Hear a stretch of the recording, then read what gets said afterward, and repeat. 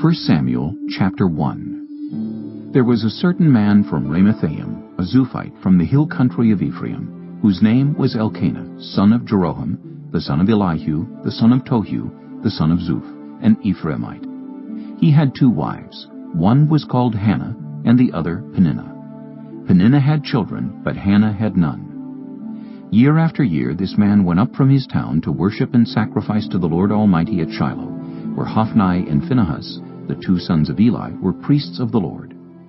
Whenever the day came for Elkanah to sacrifice, he would give portions of the meat to his wife Peninnah and to all her sons and daughters. But to Hannah he gave a double portion, because he loved her, and the Lord had closed her womb. Because the Lord had closed Hannah's womb, her rival kept provoking her in order to irritate her. This went on year after year. Whenever Hannah went up to the house of the Lord, her rival provoked her till she wept and would not eat. Her husband Elkanah would say to her, "Hannah, why are you weeping? Why don't you eat? Why are you downhearted? Don't I mean more to you than 10 sons?" Once, when they had finished eating and drinking in Shiloh, Hannah stood up. Now Eli the priest was sitting on his chair by the doorpost of the Lord's house. In her deep anguish, Hannah prayed to the Lord, weeping bitterly. And she made a vow, saying, "Lord Almighty, if you will only look on your servant's misery and remember me, and not forget your servant, but give her a son, then I will give him to the Lord for all the days of his life, and no razor will ever be used on his head." As she kept on praying to the Lord, Eli observed her mouth. Hannah was praying in her heart, and her lips were moving, but her voice was not heard. Eli thought she was drunk and said to her, "How long are you going to stay drunk? Put away your wine." "Not so, my lord," Hannah replied. "I am a woman who is deeply troubled. I have not been drinking wine or beer. I was pouring out my soul to the Lord. Do not take your servant for a wicked woman. I have been praying here out of my great anguish and grief." Eli answered, "Go in peace, and may the God of Israel grant you what you have asked of him." She said, "May your servant find favor in your eyes." Then she went her way and ate something, and her face was no longer downcast. Early the next morning they arose and worshipped before the Lord, and then went back to their home at Ramah. Elkanah made love to his wife Hannah, and the Lord remembered her. So in the course of time Hannah became pregnant and gave birth to a son. She named him Samuel, saying, "Because I asked the Lord for him." When her husband Elkanah went up with all his family to offer the annual sacrifice to the Lord and to fulfill his vow, Hannah did not go. She said to her husband, "After the boy is weaned, I will take him and present him before the Lord, and he will live there always." "Do what seems best to you," her husband Elkanah told her. "Stay here until you have weaned him. Only may the Lord make good his word." So the woman stayed at home and nursed her son until she had weaned him. After he was weaned, she took the boy with her, young as he was, along with a 3-year-old bull, an ephah of flour, and a skin of wine, and brought him to the house of the Lord at Shiloh. When the bull had been sacrificed, they brought the boy to Eli, and she said to him, "Pardon me, my lord. As surely as you live, I am the woman who stood here beside you, praying to the Lord. I prayed for this child, and the Lord has granted me what I asked of him. So now I give him to the Lord. For his whole life he will be given over to the Lord." And he worshipped the Lord there.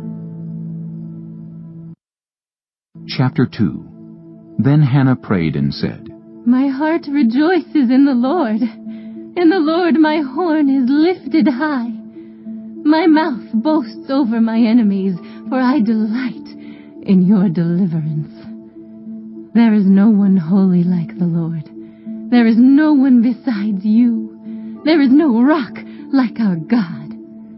Do not keep talking so proudly, or let your mouth speak such arrogance. For the Lord is a God who knows, and by him deeds are weighed. The bows of the warriors are broken, but those who stumbled are armed with strength.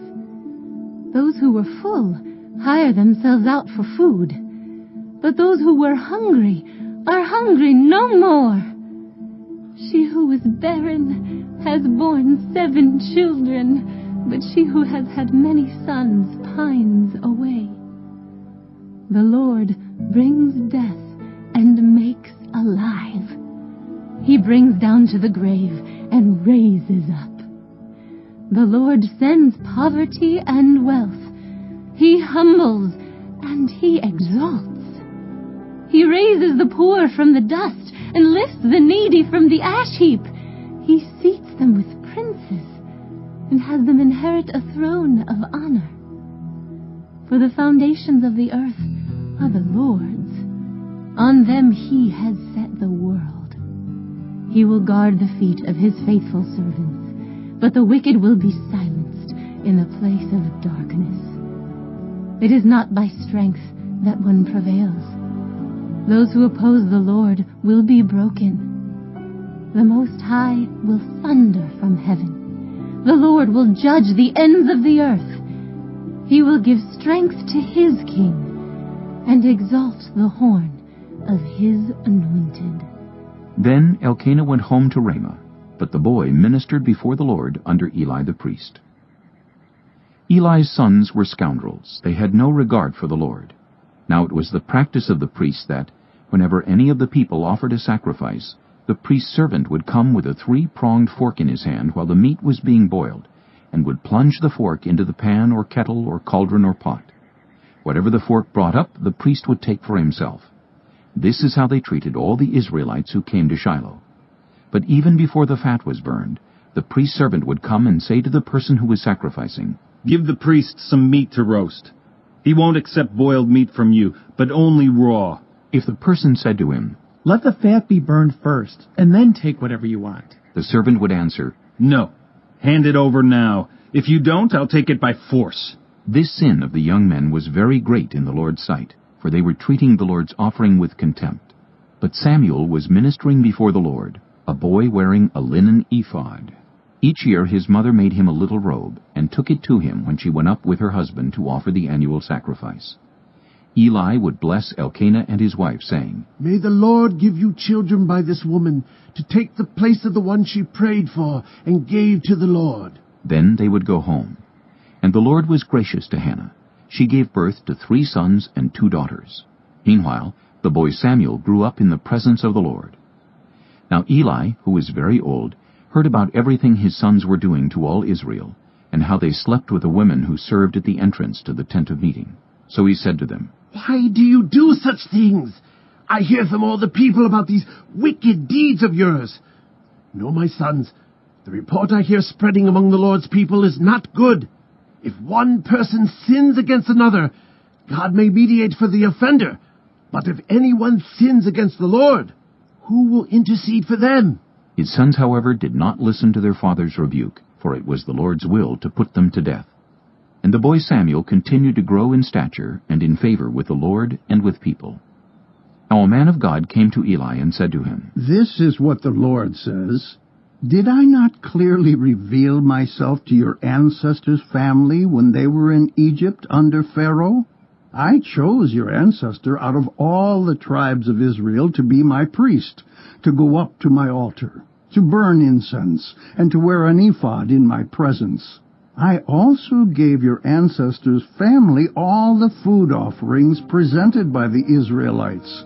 Why do you scorn my sacrifice and offering that I prescribed for my dwelling? Why do you honor your sons more than me by fattening yourselves on the choice parts of every offering made by my people Israel? Therefore the Lord, the God of Israel, declares, I promised that members of your family would minister before me forever. But now the Lord declares, far be it from me. Those who honor me, I will honor. But those who despise me will be disdained. The time is coming when I will cut short your strength and the strength of your priestly house, so that no one in it will reach old age, and you will see distress in my dwelling. Although good will be done to Israel, no one in your family line will ever reach old age. every one of you that I do not cut off from serving at my altar, I will spare only to destroy your sight and sap your strength, and all your descendants will die in the prime of life. And what happens to your 2 sons, Hophni and Phinehas, will be a sign to you. They will both die on the same day. I will raise up for myself a faithful priest who will do according to what is in my heart and mind. I will firmly establish his priestly house, and they will minister before my anointed one always. Then everyone left in your family line will come and bow down before him for a piece of silver and a loaf of bread and plead, appoint me to some priestly office so I can have food to eat. Chapter 3. The boy Samuel ministered before the Lord under Eli. In those days the word of the Lord was rare. There were not many visions. One night Eli, whose eyes were becoming so weak that he could barely see, was lying down in his usual place. The lamp of God had not yet gone out, and Samuel was lying down in the house of the Lord, where the ark of God was. Then the Lord called Samuel. Samuel answered, Here I am. And he ran to Eli and said, Here I am. You called me? But Eli said, I did not call. Go back and lie down. So he went and lay down. Again the Lord called, Samuel. And Samuel got up and went to Eli and said, Here I am. You called me? My son, Eli said, I did not call. Go back and lie down. Now Samuel did not yet know the Lord.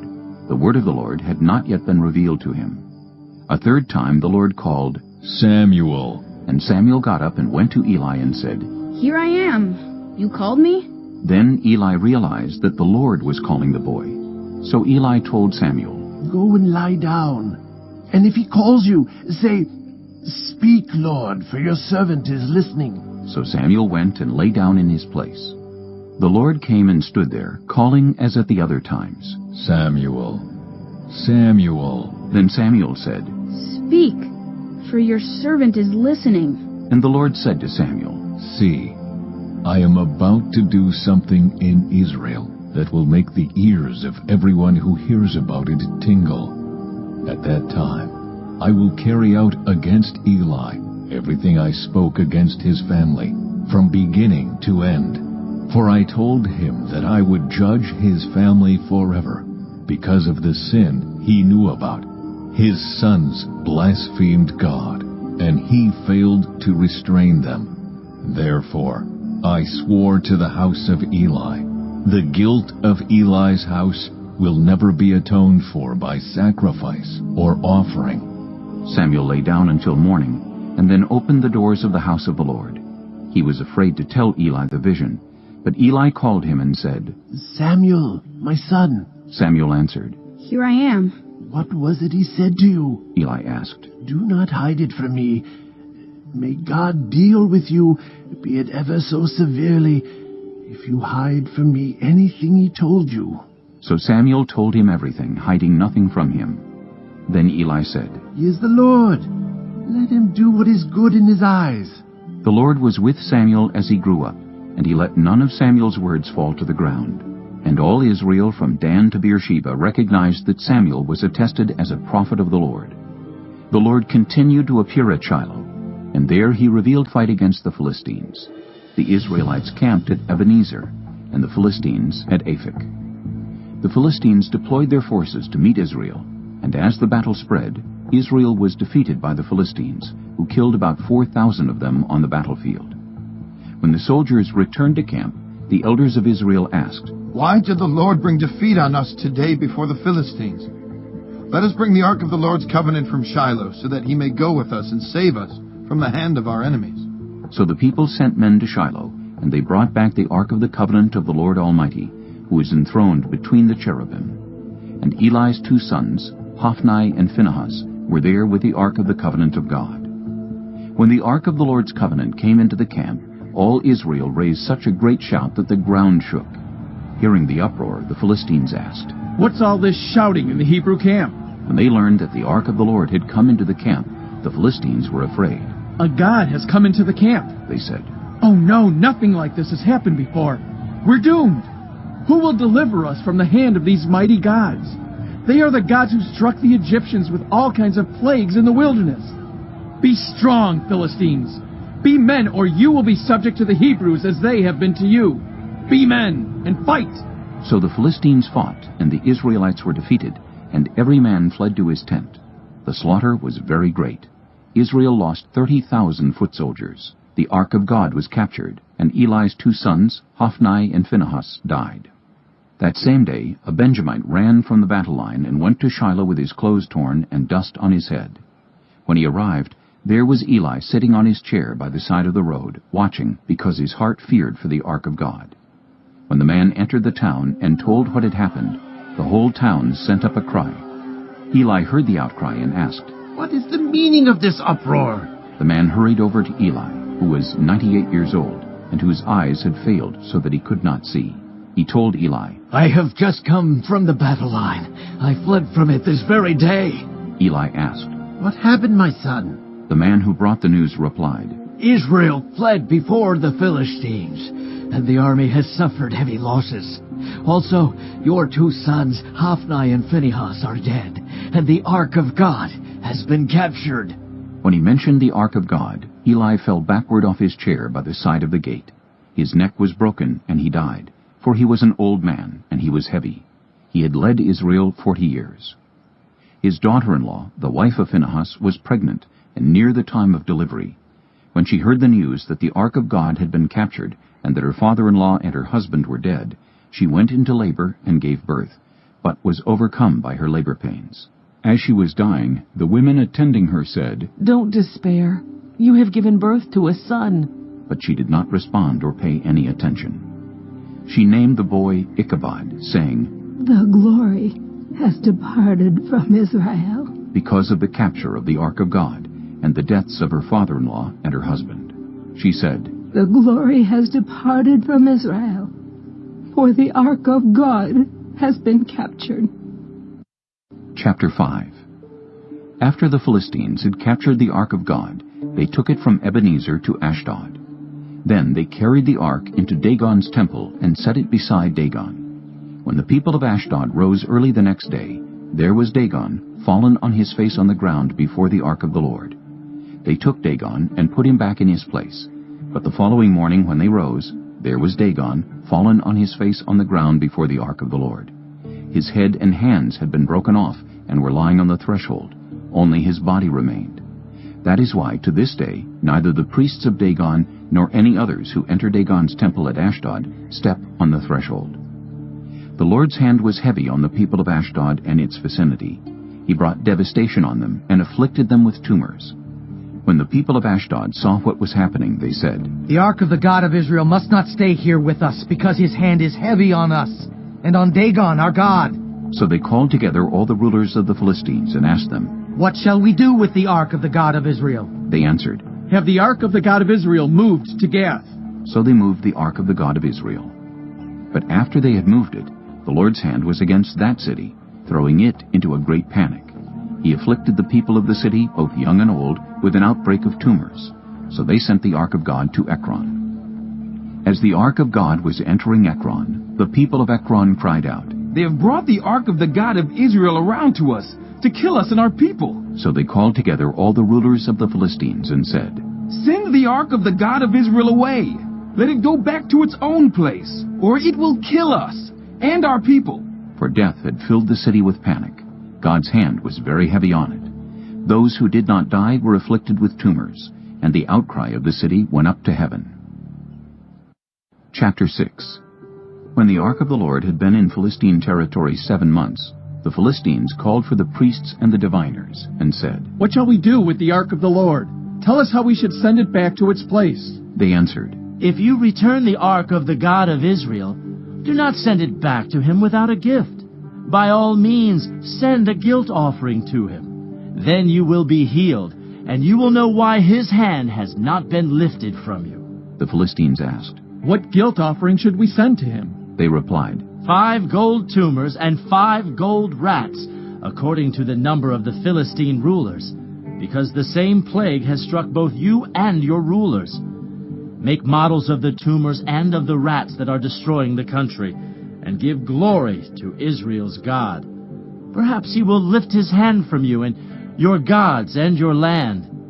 Why do you harden your hearts as the Egyptians and Pharaoh did? When Israel's God dealt harshly with them, did they not send the Israelites out so they could go on their way?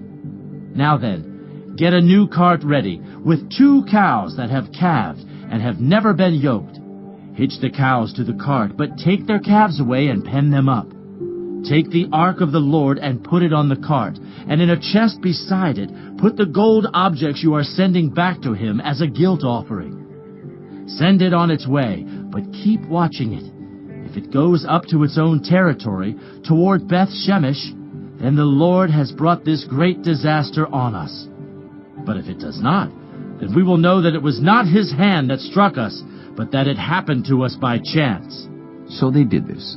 They took 2 such cows and hitched them to the cart and penned up their calves. They placed the ark of the Lord on the cart, and along with it the chest containing the gold rats and the models of the tumors. Then the cows went straight up toward Beth Shemesh, keeping on the road and lowing all the way. They did not turn to the right or to the left. The rulers of the Philistines followed them as far as the border of Beth Shemesh. Now the people of Beth Shemesh were harvesting their wheat in the valley, and when they looked up and saw the ark, they rejoiced at the sight. The cart came to the field of Joshua of Beth Shemesh, and there it stopped beside a large rock. The people chopped up the wood of the cart and sacrificed the cows as a burnt offering to the Lord. The Levites took down the ark of the Lord, together with the chest containing the gold objects, and placed them on the large rock. On that day, the people of Beth Shemesh offered burnt offerings and made sacrifices to the Lord. The 5 rulers of the Philistines saw all this, and then returned that same day to Ekron. These are the gold tumors the Philistines sent as a guilt offering to the Lord, 1 each for Ashdod, Gaza, Ashkelon, Gath, and Ekron. And the number of the gold rats was according to the number of Philistine towns belonging to the 5 rulers, the fortified towns with their country villages. The large rock on which the Levites set the ark of the Lord is a witness to this day in the field of Joshua of Beth Shemesh. But God struck down some of the inhabitants of Beth Shemesh, putting 70 of them to death, because they looked into the ark of the Lord. The people mourned because of the heavy blow the Lord had dealt them. And the people of Beth Shemesh asked, "Who can stand in the presence of the Lord, this holy God? To whom will the ark go up from here?" Then they sent messengers to the people of Kiriath-Jearim, saying, "The Philistines have returned the ark of the Lord. Come down and take it up to your town." Chapter 7. So the men of Kiriath-Jearim came and took up the ark of the Lord. They brought it to Abinadab's house on the hill, and consecrated Eleazar his son to guard the ark of the Lord. The ark remained at Kiriath-Jearim a long time, 20 years in all. Then all the people of Israel turned back to the Lord. So Samuel said to all the Israelites, "If you are returning to the Lord with all your hearts, then rid yourselves of the foreign gods and the Ashtoreths, and commit yourselves to the Lord, and serve him only, and he will deliver you out of the hand of the Philistines." So the Israelites put away their Baals and Ashtoreths, and served the Lord only. Then Samuel said, "Assemble all Israel at Mizpah, and I will intercede with the Lord for you." When they had assembled at Mizpah, they drew water and poured it out before the Lord. On that day they fasted, and there they confessed, "We have sinned against the Lord." Now Samuel was serving as leader of Israel at Mizpah. When the Philistines heard that Israel had assembled at Mizpah, the rulers of the Philistines came up to attack them. When the Israelites heard of it, they were afraid because of the Philistines. They said to Samuel, "Do not stop crying out to the Lord our God for us, that he may rescue us from the hand of the Philistines." Then Samuel took a suckling lamb and sacrificed it as a whole burnt offering to the Lord. He cried out to the Lord on Israel's behalf, and the Lord answered him. While Samuel was sacrificing the burnt offering, the Philistines drew near to engage Israel in battle. But that day the Lord thundered with loud thunder against the Philistines, and threw them into such a panic that they were routed before the Israelites. The men of Israel rushed out of Mizpah and pursued the Philistines, slaughtering them along the way to a point below Beth-Kar. Then Samuel took a stone and set it up between Mizpah and Shen. He named it Ebenezer, saying, "Thus far the Lord has helped us." So the Philistines were subdued, and they stopped invading Israel's territory. Throughout Samuel's lifetime, the hand of the Lord was against the Philistines. The towns from Ekron to Gath that the Philistines had captured from Israel were restored to Israel, and Israel delivered the neighboring territory from the hands of the Philistines. And there was peace between Israel and the Amorites. Samuel continued as Israel's leader all the days of his life. From year to year he went on a circuit from Bethel to Gilgal to Mizpah, judging Israel in all those places. But he always went back to Ramah, where his home was, and there he also held court for Israel, and he built an altar there to the Lord. Chapter 8. When Samuel grew old, he appointed his sons as Israel's leaders. The name of his firstborn was Joel, and the name of his second was Abijah, and they served at Beersheba. But his sons did not follow his ways. They turned aside after dishonest gain, and accepted bribes and perverted justice. So all the elders of Israel gathered together and came to Samuel at Ramah. They said to him, "You are old, and your sons do not follow your ways. Now appoint a king to lead us, such as all the other nations have."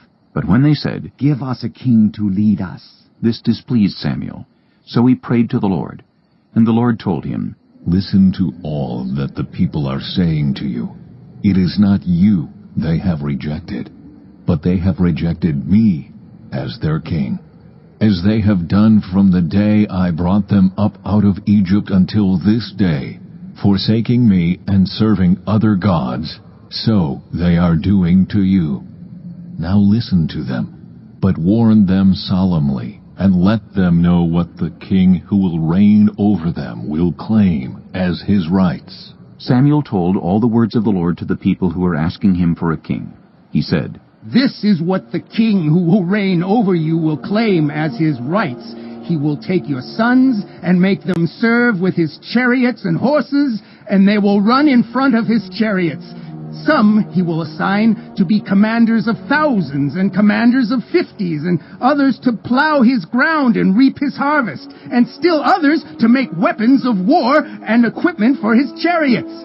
He will take your daughters to be perfumers and cooks and bakers. He will take the best of your fields and vineyards and olive groves and give them to his attendants. He will take 1/10 of your grain and of your vintage and give it to his officials and attendants.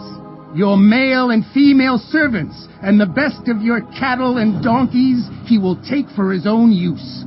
He will take 1/10 of your flocks, and you yourselves will become his slaves. When that day comes, you will cry out for relief from the king you have chosen, but the Lord will not answer you in that day." But the people refused to listen to Samuel. "No," they said. "We want a king over us. Then we will be like all the other nations, with a king to lead us, and to go out before us and fight our battles." When Samuel heard all that the people said, he repeated it before the Lord. The Lord answered, "Listen to them, and give them a king." Then Samuel said to the Israelites, "Everyone go back to your own town." Chapter 9. There was a Benjamite, a man of standing, whose name was Kish, son of Abiel, the son of Zeror, the son of Bechorath, the son of Aphiah of Benjamin. Kish had a son named Saul, as handsome a young man as could be found anywhere in Israel, and he was a head taller than anyone else. Now the donkeys belonging to Saul's father Kish were lost, and Kish said to his son Saul, "Take one of the servants with you, and go and look for the donkeys." So he passed through the hill country of Ephraim, and through the area around Shalisha, but they did not find them. They went on into the district of Shalem, but the donkeys were not there. Then he passed through the territory of Benjamin, but they did not find them. When they reached the district of Zuph, Saul said to the servant who was with him, "Come, let's go back, or my father will stop thinking about the donkeys and start worrying about us." But the servant replied, "Look, in this town there is a man of God. He is highly respected, and everything he says comes true. Let's go there now. Perhaps he will tell us what way to take." Saul said to his servant, "If we go, what can we give the man? The food in our sacks is gone. We have no gift to take to the man of God. What do we have?" The servant answered him again. "Look," he said, "I have 1/4 shekel of silver. I will give it to the man of God so that he will tell us what way to take." Formerly in Israel, if someone went to inquire of God, they would say, "Come, let us go to the seer," because the prophet of today used to be called a seer. Good, Saul said to his servant. come, let's go. So they set out for the town where the man of God was. As they were going up the hill to the town, they met some young women coming out to draw water, and they asked them, Is the seer here? He is. They answered. He's ahead of you. Hurry now. He has just come to our town today, for the people have a sacrifice at the high place. As soon as you enter the town, you will find him before he goes up to the high place to eat. The people will not begin eating until he comes, because he must bless the sacrifice. Afterward, those who are invited will eat. Go up now. You should find him about this time. They went up to the town, and as they were entering it, there was Samuel, coming toward them on his way up to the high place. Now the day before Saul came, the Lord had revealed this to Samuel. About this time tomorrow, I will send you a man from the land of Benjamin. Anoint him ruler over my people Israel. He will deliver them from the hand of the Philistines. I have looked on my people, for their cry has reached me. When Samuel caught sight of Saul, the Lord said to him, This is the man I spoke to you about. He will govern my people. Saul approached Samuel in the gateway and asked, Would you please tell me where the seer's house is? I am the seer, Samuel replied. Go up ahead of me to the high place, for today you are to eat with me, and in the morning I will send you on your way, and will tell you all that is in your heart. As for the donkeys you lost 3 days ago, do not worry about them. They have been found. And to whom is all the desire of Israel turned, if not to you and your whole family line? Saul answered, But am I not a Benjamite from the smallest tribe of Israel? And is not my clan the least of all the clans of the tribe of Benjamin? Why do you say such a thing to me? Then Samuel brought Saul and his servant into the hall, and seated them at the head of those who were invited, about 30 in number.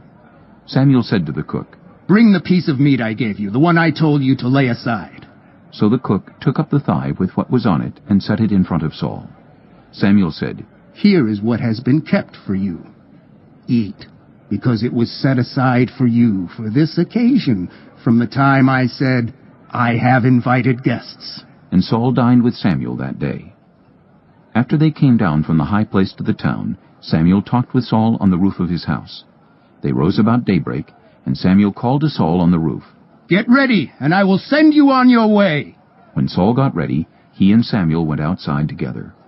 As they were going down to the edge of the town, Samuel said to Saul, Tell the servant to go on ahead of us. And the servant did so. But you stay here for a while, so that I may give you a message from God.